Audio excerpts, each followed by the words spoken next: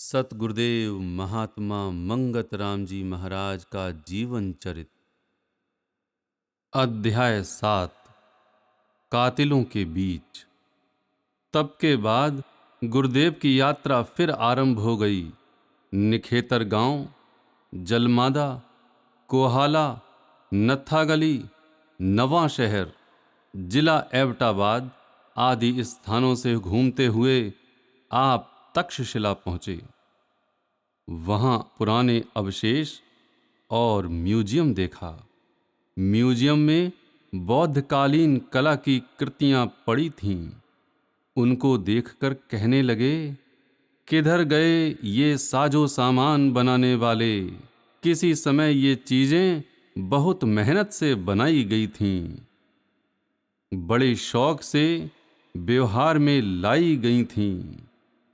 आज न बनाने वाले रहे, न इनको बरतने यानी व्यवहार में लाने वाले, ना ही ये चीजें रहेंगी। वाह, अश्चरज, आश्चर्यमयी प्रभु की माया है। म्यूजियम से बाहर निकले तो एक चपरासी को खड़ा पाया।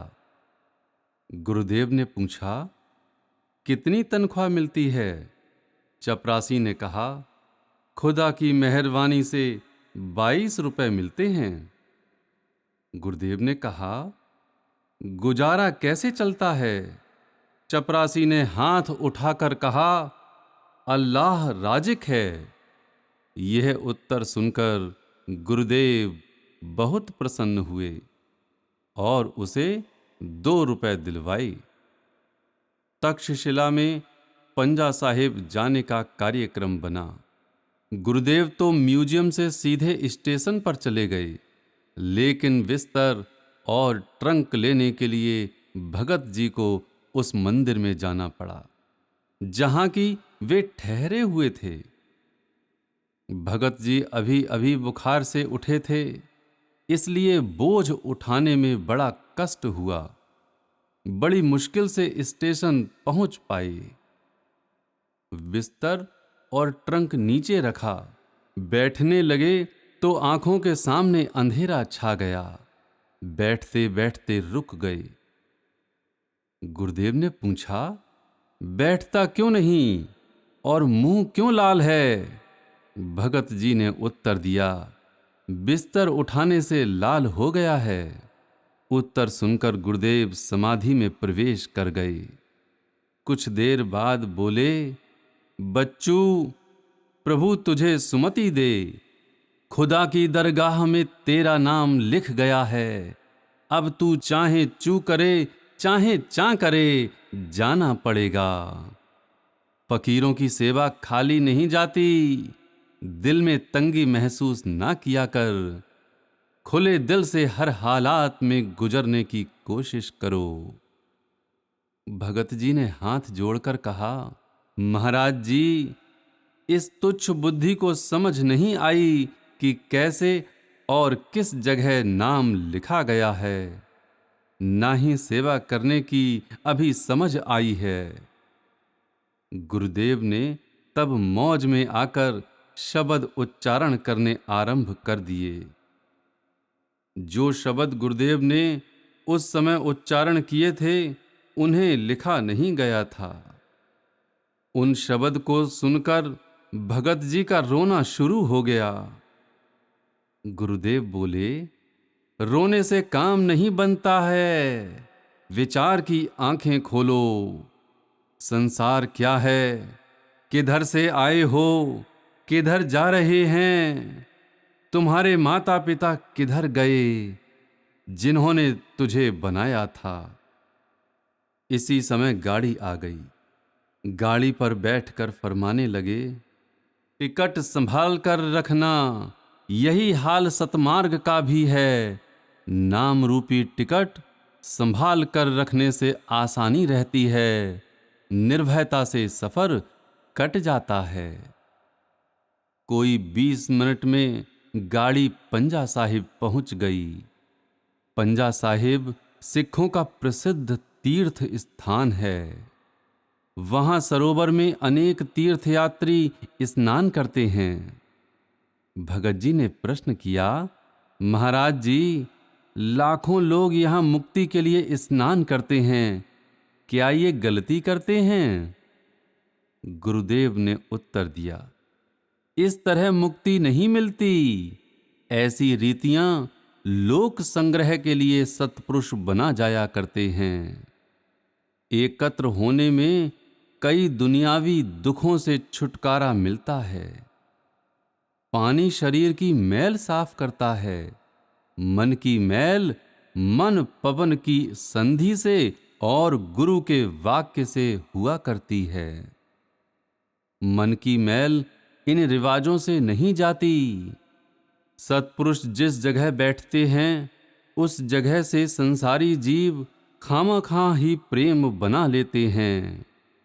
यह जगह आज की नहीं बनी हुई है, पुरातन वक्त से यह स्थान चला आया है। यहीं पाणिन ऋषि का आश्रम था। यहाँ उस ऋषि के समय में हर वक्त 10,000 विद्यार्थी व्याकरण पढ़ने के वास्ते रहते थे। यह जल उस जमाने में भी था। फिर यह जगह बौद्धों के कब्जे में रही। तक्षशिला बड़ी भारी यूनिवर्सिटी थी। पेशावर परशुराम का स्थान था। जमरोद जमदग्नि ऋषि का आश्रम था। इस तरह जमाना बदलने पर इन जगहों का रूप रंग बदल जाया करता है। इस तरह श्री गुरु नानक देव का बाबा वली कंधारी से संवाद हुआ था। वली कंधारी बड़ा ही रिद्धि सिद्धि का मालिक था। गुरु नानक देव बड़े ही सत्पुरुष थे। उनके पंजे से वह निकल न सका। आखिरकार बड़े नम्र भाव से सेवा में पेश आया। यह पंजा महाराजा रणजीत सिंह के समय खुदाया गया था। उसने सोचा, इससे हिंदू धर्म में जागृति होगी। गैर इलाके पर हमला करते वक्त आते जाते 1-2 दफा उसका क़याम भी यहां हुआ था। सुंदर जगह देखकर उसे पक्का कर दिया गया और इतिहास में भी यह जगह आ चुकी थी। जिसका जोर होता है वह कुछ न कुछ कर ही लेता है। बाकी बली कंधारी की जो पत्थर फेंकने की बात है वह गलत है। पत्थर उसके स्थान से इधर आने का सवाल ही पैदा नहीं हो सकता। पीरों के मुरीद ऐसी बातें उड़ाते रहते हैं। इन बातों में जीवों का कल्याण नहीं होता। कल्याण सत्पुरुषों के वचन मानने में है। इस संसार का चक्कर चलता है। वक्त आने पर यह भी तब्दील हो जाएगा। सदा एक जैसी प्रकृति की हालत नहीं रहती है, तब्दीली होती रहती है। एक रस केवल निरंकार यानी निराकार आत्मा ही है। पंजा साहिब में सद्गुरुदेव केवल एक ही दिन ठहरे थे। जिस दिन यह वार्तालाप हुआ था उसी दिन वहां से चल दिए थे। यह आकस्मिक प्रस्थान का भी एक कारण था।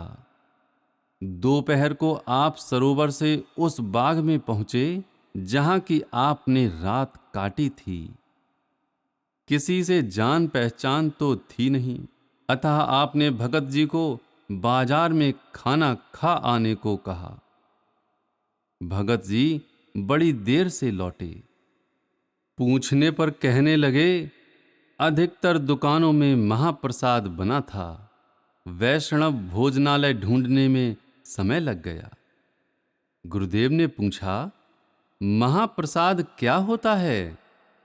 भगत जी ने उत्तर दिया, बकरे के मांस को महाप्रसाद कहते हैं।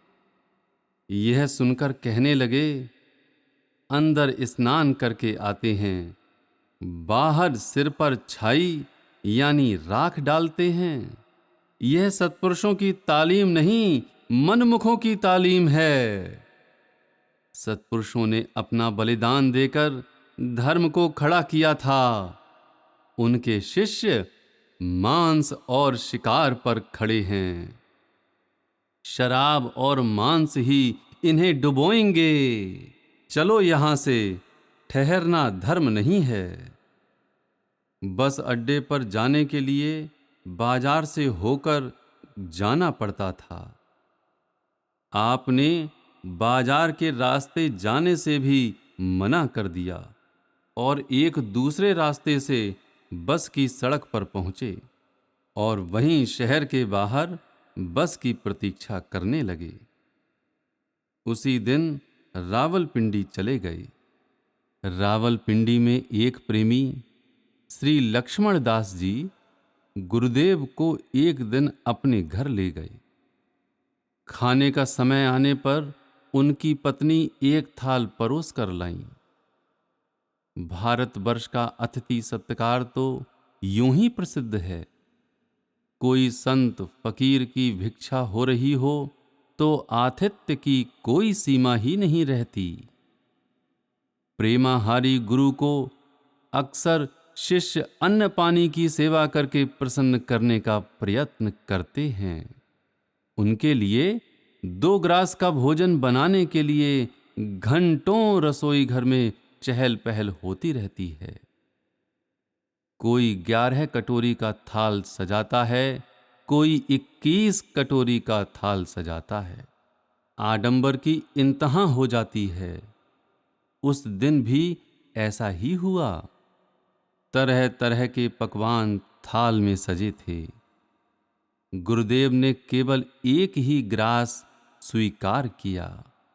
साथ ही भगत जी को आज्ञा दी, आज के बाद भोजन के लिए किसी की प्रार्थना स्वीकार न करना। बेकार लोग इतना कष्ट उठाते हैं। संतों के भोजन ने दुनिया वालों को हैरान कर रखा है। ना खाएं तो वे नाराज, खाएं तो अपनी बर्बादी। पंडित जी और उनके परिवार ने खाने के लिए बहुत प्रार्थना की, लेकिन आपने और खाने से इनकार कर दिया। कहने लगे, आपस में बांट लो। मनुष्य की वासनाओं का बंधन भी अजीब है। सर्वत्यागी गुरु को पाकर भी जीव उस जैसा त्यागी बनने का प्रयत्न नहीं करता, बल्कि गुरु को भी उन्हीं विषयों से प्रसन्न करने की कोशिश करता है जिनसे कि वह स्वयं प्रसन्न होता है। वह प्रेम का सौदा ना करके व्यापार का सौदा करना चाहता है। गुरु तो पाया प्रेम आहारी, नित ही प्रेम को खाए। अन्न पानी की सेवा करके शिष्य गुरु को पते आए। कह विध सांझ बने दोनों की,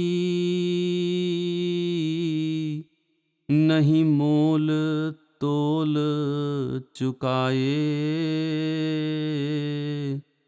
बस कहीं ढूंढे कहीं,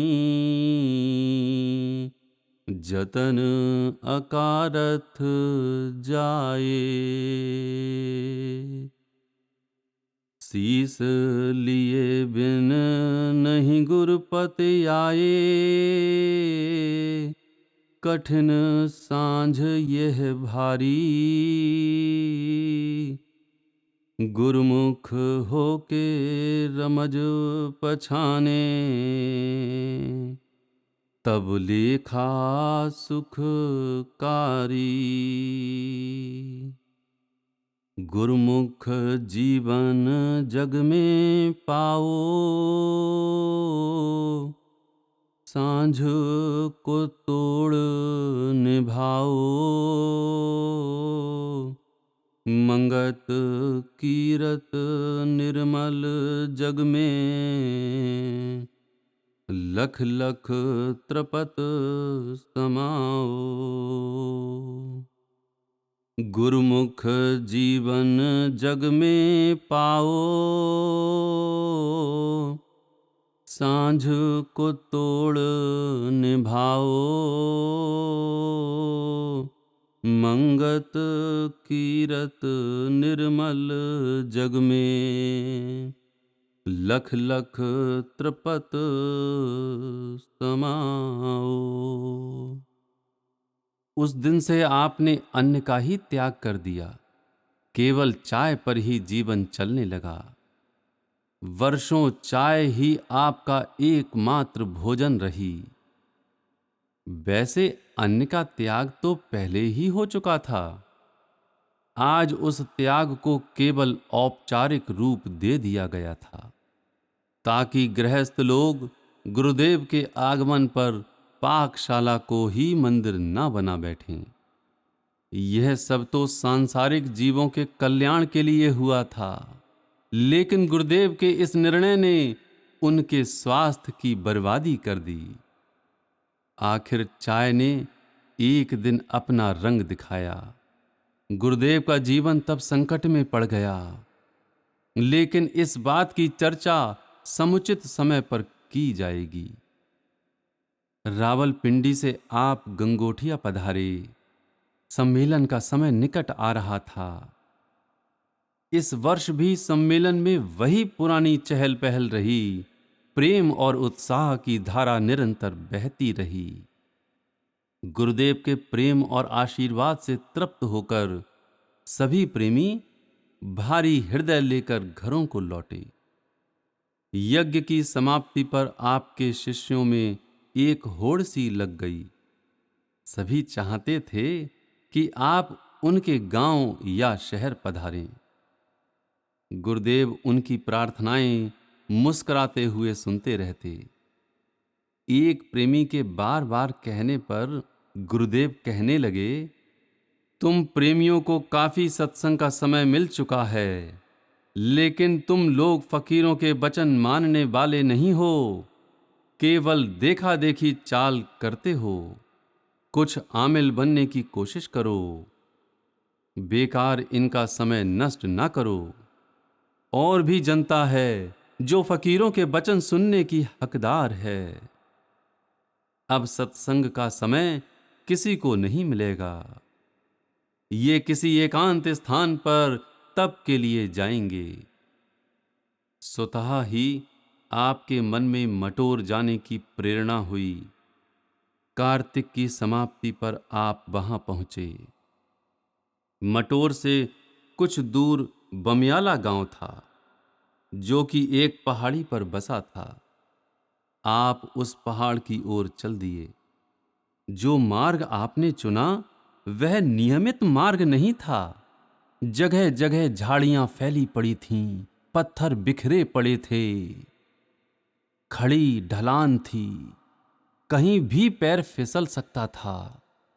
इस कठिन रास्ते से आप बमियाला पहाड़ की चोटी पर जा पहुंचे। सर्दियों का सूरज ढल रहा था। चोटी पर भी पत्थर और कंकड़ बिखरे पड़े थे। इधर उधर घूमकर आपने जगह देखी। एक जगह बबूल का पेड़ दिखाई दिया, उसी के तले पर जा बैठे। उधर गांव से एक व्यक्ति की गुरुदेव पर नजर पड़ गई। एक अजनबी को देखकर कौतूहल हुआ। वह एक अन्य आदमी को साथ लेकर पहाड़ की चोटी की ओर बढ़े। वहां जाकर देखते हैं कि गुरुदेव पेड़ के नीचे पत्थरों और कंकड़ों के आसन पर बैठे हैं। इन सज्जन का नाम हीरानंद था। पेशावर में गुरुदेव के दर्शन कर चुके थे। तंदूर वाली घटना इनके सामने ही हुई थी। इनकी मानसिक स्थिति उस समय कैसी रही होगी, इसका अंदाजा लगाया जा सकता है। उन्होंने गुरुदेव से पूछा, महाराज जी, आप किस रास्ते से यहां आए हैं? रास्ता तो हमारे गांव से होकर आता है। गुरुदेव ने मुस्कुराकर उत्तर दिया, प्रेमी, रास्ता दिखलाने वाले भगवान हैं, उसकी कृपा से यहाँ पहुंच गए हैं। हीरानंद जी हाथ जोड़कर बोले, आप हमारे घर चलिए, कुछ दिन वहीं ठहरिए। यदि आप एकांत में ही रहना चाहते हैं तो आपके लिए कुटिया तैयार कर दी जाएगी। आपके पास केवल एक चादर और कमली है। इस सर्दी में यहां कुटिया के बिना गुजर नहीं हो सकती। गुरुदेव कहने लगे, प्रभु की कृपा से सब ठीक होगा, आप चिंता ना करें। यहाँ केवल मार्ग शीर्ष का मास बिताकर दूसरी जगह चले जाएंगे। हीरानंद जी ने बहुत विनती की, लेकिन गुरुदेव गांव में रहने के लिए सहमत न हुए। हीरानंद जी ने गांव में जाकर अन्य लोगों से चर्चा की। गांव से अनेक लोग गुरुदेव के पास आए और गांव चलने की प्रार्थना करने लगे, परंतु गुरुदेव ना माने। गुरुदेव कहने लगे, आप लोगों को सर्दी की चिंता नहीं करनी चाहिए। अगर इन्हें सर्दी का डर होता तो यहां ना आते। ये तो रब्बी रश्क यानी ईश्वर प्रेम के मस्ताने हो चुके हैं। आप लोगों के दर्शन करने से सर्दी इनके नजदीक नहीं आएगी। ये तो केवल प्रेम भाव के भूखे हैं और किसी वस्तु की चाहना नहीं है।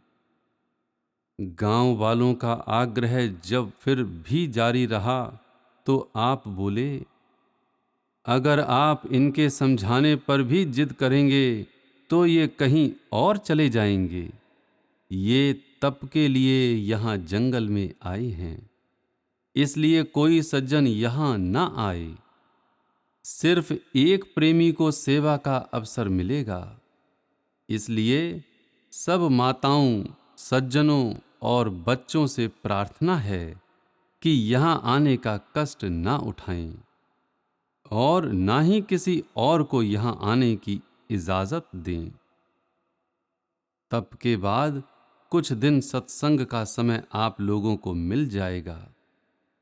ये तो चाहते हैं कि इनके आने से लोग कुछ न कुछ लाभ प्राप्त करें। अब रात्रि का समय हो चुका है, सब लोग अपने अपने घर जाएं। विवश सभी को लौटना पड़ा। गांव वालों ने गुरुदेव के तप में कोई बाधा ना पहुंचाई। प्रेमी हीरानंद प्रातः गुरुदेव के स्नान के लिए जल ले आते थे और 9 बजे चाय ले आते थे। यह एक बार की चाय ही तप में उनका एकमात्र आहार थी। कड़ाके की ठंड पड़ रही थी।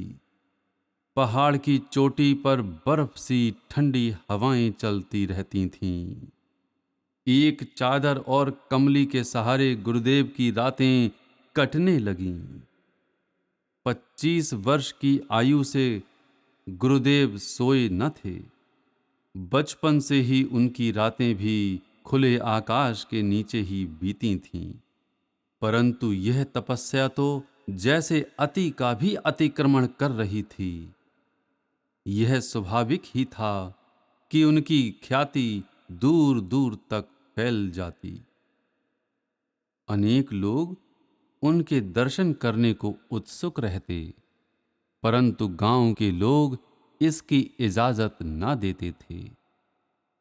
मानव स्वभाव भी अजीब है। मनुष्य दूसरों के सुख और वैभव से ही नहीं, उसके तप और त्याग से भी ईर्ष्या करने लग जाता है। इस ईर्ष्या के साथ यदि धर्मांधता आ मिले तो मनुष्य में बसा पशु हर सीमा का उल्लंघन कर जाता है। मटोर के पीर बहुत प्रसिद्ध थे। उस इलाके की मुसलमान जनता उन्हें बहुत मानती थी। ये पीर इतने धर्मांध थे कि किसी भी हिंदू संत का उस इलाके में आना सहन ना करते थे। जो भी हिंदू संत भूला भटका उधर आ जाता, उसे अपने प्राणों से हाथ धोने पड़ते थे। जब इन पीरों ने गुरुदेव की बढ़ती हुई ख्याति सुनी तो मुतस्सिब की आग में जलने लगे। उन्होंने गुरुदेव को भी मरवा डालने का निश्चय किया। एक शाम अंधेरा होने पर 7 आदमी कुल्हाड़ियां लेकर पहाड़ की ओर बढ़े। आगे की घटना का विस्तृत ब्यौरा उपलब्ध नहीं है। स्वयं गुरुदेव ने ही एक प्रेमी भीमसेन ओबराय, जो बरेली निवासी हैं, उनके सामने इसका इशारा किया था। आपने कहा था, जब वे लोग इनके निकट पहुंचे और कोई 8 फुट का फासला रह गया तो उन्हें लगा कि अगर एक भी कदम आगे बढ़ाया तो काल के मुंह में चले जाएंगे। उन्होंने आगे बढ़ने की बहुत कोशिश की, लेकिन ऐसा न कर सके। आखिर मजबूर होकर वापस चले गए। 3 दिन लगातार वे इनको खत्म करने के लिए आए, लेकिन वही दशा उनकी हुई। 3 दिन के अनुभव ने उन हत्यारों के मन में भय उत्पन्न कर दिया। उन्होंने अपने पीरों को सारी घटना कह सुनाई। उन्हें भी घबराहट हुई। प्रायः निर्दयी भय से ही अपने पाप के प्रति जागरूक होते हैं। वे कहने लगे, यह कोई सच्चा फकीर है, हमने बड़ा भारी गुनाह किया है। वे उन हत्यारों के साथ गुरुदेव के पास पहुंच गए, चरणों में सिजदा किया और कहने लगे, साईं जी, हमने बहुत बड़ा गुनाह किया है, इसलिए आपके कदमों में हाजिर हुए हैं। अपने रहमो करम से गुनाहगारों को बख्शें। गुरुदेव बोले, प्रेमियों, आपने तो कोई गुनाह नहीं किया जिसके लिए फकीर तुम्हें बख्श दें। उन लोगों ने तब पिछले 3 दिनों की कहानी कह सुनाई और फिर क्षमा याचना करने लगे। गुरुदेव ये सब सुनकर बोले, प्रेमियों, ये तो सबको एक ही दृष्टि से देखते हैं, सबको अपना ही रूप समझते हैं। पीर जी ने कहा, पीर जी, इतना भारी गुनाह बेसमझी से हुआ है, आगे ऐसी गलती न होगी। गुरुदेव ने कहा, क्या कुरान शरीफ में वही लिखा है जो तुम करते हो? पीर ने जवाब दिया, ऐसा कुछ नहीं लिखा है, यह हमारी ही गलती है। गुरुदेव ने कहा, जो कुरान शरीफ में लिखा है उसके मुताबिक चलो। वही एक जात सब में है, इसलिए भेदभाव बिल्कुल न रखो। सबको एक नजर से देखो और सबका भला चाहो। पीर और उनके अनुयायी चरणों में गिर पड़े। सबकी मैल धुल गई। पाकिस्तान बनने तक वे लोग हर वर्ष गंगोठियां में यज्ञ में सम्मिलित होते रहे। यह वार्तालाप भी प्रेमी भीमसेन जी द्वारा भेजी गई सामग्री पर आधारित है। बाद में एक प्रेमी, जिनका नाम अमोलक राम है, उन्होंने गुरुदेव से प्रश्न किया, महाराज जी, जब वे लोग आपकी हत्या करने के विचार से आते थे तो क्या आप भयानक रूप धारण कर लेते थे? गुरुदेव ने उत्तर दिया, नहीं प्रेमी, फकीर लोग कुछ नहीं करते, वे तो ब्राह्मी स्थिति में मग्न रहते हैं, लेकिन उनके अंदर से एक करंट सी निकलती रहती है, जो अशुद्ध भावना वाले मनुष्यों पर ऐसा असर करती है कि उनका मन ही उनके सामने उनकी अशुद्ध भावना के मुताबिक शक्लें खड़ी कर देता है। इस घटना के पश्चात गुरुदेव की ख्याति और भी अधिक फैलने लगी। गांव-गांव में इसकी चर्चा होने लगी। मुसलमान जनता पर तो विशेष प्रभाव पड़ा। लोग गुरुदेव के दर्शन के लिए दबाव डालने लगे। ना ना करते करते हीरानंद जी थक गए। अंत में हीरानंद जी ने जनता की इच्छा को गुरुदेव के सामने व्यक्त किया। गुरुदेव कहने लगे, फकीरों के दर्शन करने से लोगों का क्या भला हो सकता है? लोग खुद तो करनी से हीन हो चुके हैं, केवल दर्शन मात्र से मुक्ति चाहते हैं। हीरानंद जी की सतत प्रार्थना पर गुरुदेव ने 25 मार्गशीर्ष रविवार 3 बजे सत्संग करने की अनुमति दे दी। उस दिन हर धर्म के अनुयायी सत्संग में सम्मिलित हुए। आई हुई संगत को गुरुदेव ने उपदेश देकर कृतार्थ किया। उपदेश का सार इस प्रकार है। जीव हर समय तृष्णा की आग में जलता रहता है। यह 5 तात्विक शरीर तृष्णा का ही सागर है। लेकिन जितनी तृष्णा अधिक है, उतना ही कष्ट अधिक है। जितनी तृष्णा कम है, उतना ही आराम अधिक है। तृष्णा से छूटने के लिए ही साधना है। ज्यों-ज्यों साधना में दृढ़ता प्राप्त होती है, त्यों-त्यों तृष्णा से मुक्ति मिलती जाती है।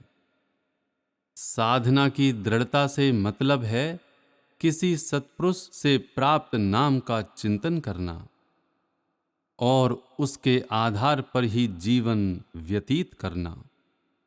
ऐसा दृढ़ निश्चय ही तृष्णा से छुटकारा दिला सकता है। मानुष जीवन की कोई निश्चित मियाद नहीं है। पता नहीं कब दम निकल जाए। इसलिए प्रभु का भजन बंदगी करना बहुत जरूरी है। बगैर इबादत और रियाजत के इस अमोलक यानी अमूल्य समय को खोकर जीव कई जन्म धारण करेगा और तृष्णा की आग में जलता रहेगा। जितने भी ईश्वर के प्यारे हुए हैं, वे असली खुशी को प्राप्त करके सदा के लिए तृप्त हुए और संसारी लोगों के सुधार के लिए प्रयत्न करते रहे। ऐसे महापुरुषों का जीवन ही पूर्ण है। वे ही रहनुमा या गुरु की पदवी के अधिकारी हैं। संसारी लोगों ने अनेक मजहब और संप्रदाय धारण कर रखे हैं, लेकिन ईश्वर के प्यारों का एक ही रास्ता होता है। वे सबके लिए एक ही हुक्म लाते हैं, नफ्स और तृष्णा को मारने का हुक्म। उन्होंने ही हकीकत को जाना है। तुम लोग खुश नसीब हो जो सत्संग में शामिल हुए हो। कृपा करके अपने जीवन को पवित्र बनाओ। अपने आदर्श के सही रक्षक बनो। पाप, कपट और दुराचार से तभी मुक्ति हासिल कर सकोगे जब सत्संग से प्रेम पैदा करोगे। महापुरुषों की पुस्तकों द्वारा शुभ विचार ग्रहण करो ताकि सही धर्म ईमान को जान सको। सत्संग की समाप्ति पर जब प्रसाद वितरण होने लगा तो कुछ लोगों ने प्रसाद लेने में आनाकानी की। इसका कारण सत्संग में भारी संख्या में मुसलमान जनता की उपस्थिति थी। गुरुदेव इन लोगों के मनोभावों को समझ गए। गुरुदेव कहने लगे, एक दूसरे का मुंह क्या देखते हो? प्रसाद क्यों नहीं लेते? यहां फकीरों की दृष्टि में सब एक हैं। अंधविश्वासों को छोड़कर पवित्र जीवन की तरफ आओ। विचार करो, दूसरों से घृणा करना कितनी बड़ी जहालत है। इस डांट को खाकर सबने सिर झुकाकर प्रसाद ग्रहण किया। मुसलमान प्रेमी तो इन वचनों से द्रवित ही हो गए। उन्होंने कभी सोचा भी न था कि कोई हिंदू फकीर इतना उदार हृदय हो सकता है। उन दिनों का वातावरण ही ऐसा था, विशेषकर पंजाब में। सत्संग के बाद मटोर शहर के मुसलमानों ने आपसे मटोर शहर में सत्संग करने की प्रार्थना की, परंतु गुरुदेव ने कहा, इनका स्वभाव शुरू से ही एकांत में रहने का है। शहरों और आबादियों से दूर ही ठहरते हैं। आप लोगों के अच्छे ख्याल हैं, जो फकीरों के वचन ग्रहण कर रहे हैं। हमारी यही प्रार्थना है कि अपने जीवन को खुशबूदार बनाओ, दूसरों की खिदमत करो। दुनिया में दुर्लभ पदार्थ खुदा का नाम है। उस नाम में अपने आप को खत्म करके असलियत की तहकीकात करो। जो कुछ सुना है उस पर अमल करो। ईश्वर की आज्ञा से यहाँ 1 हफ्ता और ठहरेंगे। तब के बाद गांव में यज्ञ होगा। उस समय सब दर्शन देवें। आपके इन वचनों को सुनकर संगत ने उस निर्जन वन में ही सत्संग करने की प्रार्थना की। गुरुदेव ने इस प्रार्थना को भी स्वीकार नहीं किया। गुरुदेव कहने लगे, यहाँ ये एकांत में तप के लिए ठहरे हुए हैं, इसलिए प्रोग्राम के मुताबिक ही अमल करना है। यहाँ जगह भी दूर है, लोगों को आने जाने में कष्ट होगा। आप मजबूर करते हैं तो बमियाला गांव में तप के बाद 1 हफ्ता और ठहर जाएंगे। आप लोगों को सत्संग का अवसर मिल जाएगा। फकीरों को ज्यादा मजबूर नहीं करना चाहिए। अगले इतवार को सम्मेलन है, सब लोग दर्शन देवें। यज्ञ के दिन उस गांव में भारी भीड़ एकत्रित हो गई। मटोर शहर और दूर दूर के गांवों के लोग यज्ञ में सम्मिलित हुए। रात भर खाद्य पदार्थ तैयार होते रहे। सुबह 10:30 बजे गुरुदेव ने एकत्रित संगत को उपदेश दिया, जिसका सार संक्षेप, यह मानुष शरीर कर्मों का यंत्र है। हर समय मानुष कोई ना कोई कर्म करता ही रहता है और उन किए हुए कर्मों का अभिमानी हो जाता है। कर्म अभिमान को धारण करके जीव कई शरीर धारण करता है और जन्म मरण के रोग से छूट नहीं पाता। विचार कीजिए कि यह शरीर जन्म के वक्त कितना था। अच्छे बुरे का इसे विवेक न था। ज्यों-ज्यों शरीर की अवस्था बढ़ती गई, तृष्णा का रोग भी लगता गया। रोग ऐसा लगा कि जिंदगी भर उसका इलाज न हो सका। जवानी में मन में जैसे संकल्प उठते रहे, उनके मुताबिक ही दौड़ धूप लगी रही और चित्त में खेद बने रहे। जीव सुख दुख, लाभ हानि, रोग सोग में अति लाचार रहता है। वजाते दुख यह शरीर जीव के लिए एक गहरा अजाब है। इस अजाब से छूटने की खातिर यत्न करो। काल हर समय गूंज रहा है। आपके बुजुर्ग जिन्होंने आपको जन्म दिया था, कहाँ गए? उन्हीं की तरह हर एक ने इस बगीचे को छोड़कर जाना है।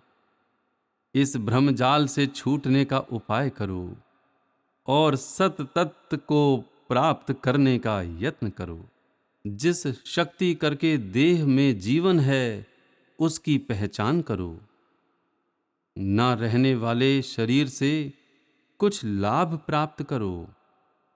इस अजाब से छूटने की खातिर एक उपाय प्रभु नाम सिमरन ही है।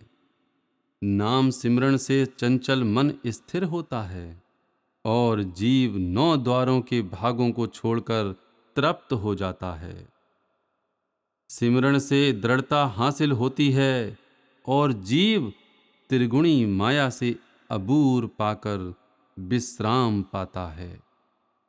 मानुष शरीर में ही ऐसे मार्ग को पा सकता है। प्रेमी सज्जनों, इस ना रहने वाले शरीर के भोगों से क्या तृप्ति हासिल हो सकती है? महापुरुषों के वचनों पर विश्वास रखो। ईश्वर सिमरन में प्रेम भाव रखते हुए अति यत्न प्रयत्न में समय व्यतीत करो। इस संसार सागर में बिना नाम सिमरन के अति दुख प्राप्त होते हैं और जीव बार बार अनेक योनियों में भ्रमता यानी कि भटकता रहता है। जन्म मरण के गहरे अजाब से छुटकारा हासिल नहीं कर सकता। इसलिए कृपा करके आप लोग अपने जीवन को सुखदायी बनाओ और नस्लों के रक्षक बनो। यज्ञ की समाप्ति पर सब लोग वापस लौट गए। बमियाला गांव के प्रेमियों की प्रार्थना पर गुरुदेव 1 सप्ताह तक गांव में ही रहे। वहीं पर विज्ञान मात्रा वाणी प्रकट हुई, जिसे वहीं के प्रेमियों ने लिपिबद्ध किया। वाणी के कुछ शब्द इस प्रकार हैं। खोल किवाड़ गगन का, ज्योति लख निरंकार, मंगत कीजे सत आरती, भव जल उतरे पार। खोल किवाड़ गगन का, ज्योति लख निरंकार, मंगत कीजे सत आरती, भव जल उतरे पार। ऐसा संतों करो विचार, बोलन हारा पुरख निर्धार। ऐसा संतों करो विचार, बोलन हारा पुरख निर्धार। हाड़ मांस नाड़ी और खाल, प्राण पुरख बीच करे निहाल। तिस पुरख की जाने जानाई, दुर्मत जाल सकल मिट जाई। प्राण बंध स्वरूप करतार, गुरुमुख कीजे उलट विचार।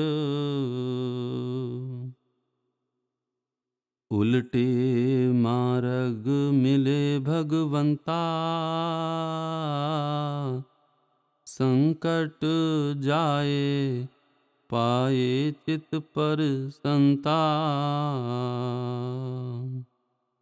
खोजो खोजो वस्तु तत् ज्ञान, दो तलवार धरो एक म्यान। पूरे सतगुरु का बड़ परताप,